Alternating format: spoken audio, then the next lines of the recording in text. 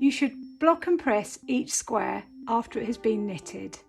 This fully relaxes the stitches, and you can also use blocking and pressing to manipulate your square to the correct dimensions. I'm using a June Taylor quilter's board, but you could use whatever you have to hand. You might have some gingham fabric that you could put over some foam. Something with grid lines is really very, very useful because it helps you to fit your square into a specific size. I'm pressing mine to 7 inches.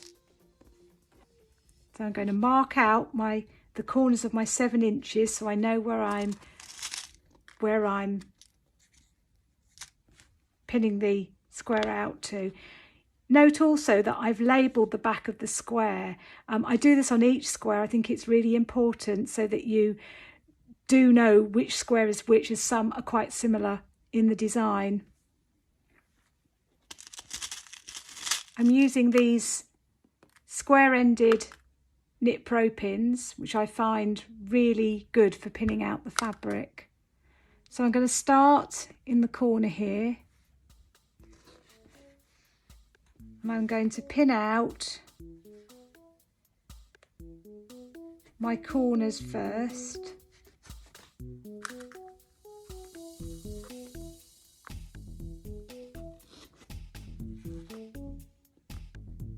And then I'm going to smooth out first of all the top of the fabric and put in the pins at an angle so they're almost lying flat to the board. And I find if I do this, the fabric lays flatter. Okay. Place a pin about every 1.5 inches. I'm then going to pin out the bottom edge, the cast on edge,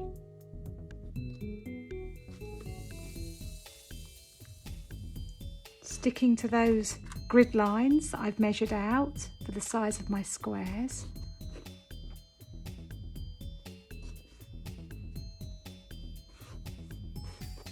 Then I'm going to pin out the side edges. If there are any stripes or patterning going across the work, just make sure that when you pin it out, it is absolutely straight from one edge to the other.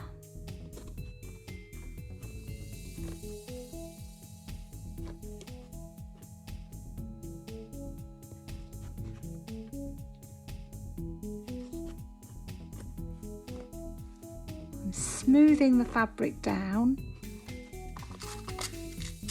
If necessary, just stretching it slightly or easing it in if needed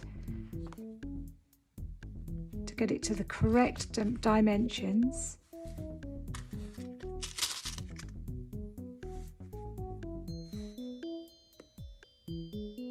If you take time at this point in the process of blocking and pressing your squares, it will make the finishing off at the end so much easier.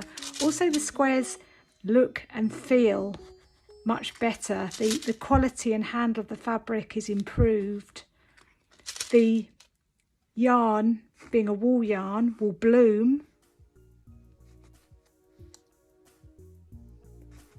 and it will fill out, making it a much more desirable fabric. So that's the square pinned out. Next, what I would do is to spray this with a spray gun, just cold water. I do spray quite liberally so that the square is really quite wet. Smooth the water throughout the whole of the square and then leave it to dry before removing the pins.